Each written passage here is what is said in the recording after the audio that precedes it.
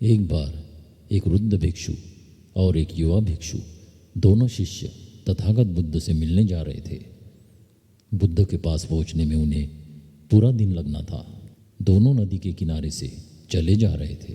तभी उन्होंने देखा एक युवती नदी में डूब रही है। भिक्षुओं के लिए स्त्री को छूना, स्पर्श करना वर्जित माना जाता है।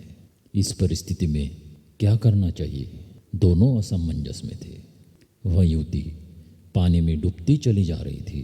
वृद्ध भिक्षु ने कहा, स्त्री डूब रही है तो हमें उससे क्या, हमें तो अपने धर्म का पालन करना चाहिए। स्त्री को डूबते हुए देख युवा भिक्षु को रहा नहीं गया। वह तुरंत नदी में कूद पड़ा।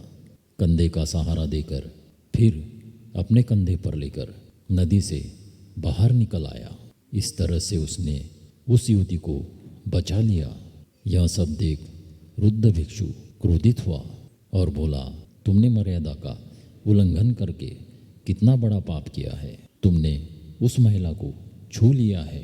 तुम्हारा ब्रह्मचर्य नष्ट हो गया है। तुम भिक्षु बनने के लायक नहीं हो। रास्ते भर वह उस युवती के बारे में सोचता रहा और कहता रहा, मैं तथागत के पास जाकर सब कहूँगा और तुम्हें दंड और प्रायश्चित दिलवा कर रहूँगा। मन ही मन उसे ईर्ष्या होने लगी, क्योंकि वह उस स्त्री की किसी भी तरह से मदद नहीं कर सका। उसके मन में ईर्ष्या का भाव बढ़ते ही गया। उसके मन से यह बात निकल न सकी। वह युवती के बारे में सोचता रहा। चलते चलते शाम हो गई। दोनों बुद्ध के सामने पहुँचे। बुद्ध को अभिवादन किया और उस वृद्ध भिक्षु ने तथागत के आगे सारी बात कह डाली। उसने कहा, मैंने इसे बहुत रोकना चाहा, पर वह मेरी बात माना ही नहीं। इसका ब्रह्मचर्य नहीं रहा। इसने उस स्त्री को अपने कंधे पर उठाकर नदी से बाहर लाया। भयंकर पाप किया है इसने।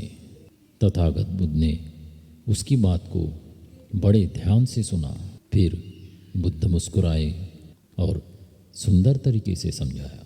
बुद्ध ने पूछा, इस भिक्षु द्वारा उस महिला को अपने कंधे पर लाने में कितना समय लगा होगा। उस भिक्षु ने कहा, कम से कम 15-20 मिनट लगे होंगे। बुद्ध ने पूछा, तुम्हें यहाँ पहुँचने में कितना समय लगा होगा। उसने कहा, कम से कम 6 घंटे। इसने उस महिला को उठाकर 20 मिनट में वहाँ रख दिया, पर तुम तो उस महिला को अपने मन में उठाकर यहाँ तक लाए हो।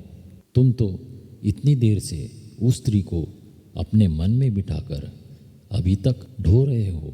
इसने तो वहाँ रखा और भूल भी गया। बोलो, दोनों में से पापी कौन है। भिक्षु निरुत्तर हो गया।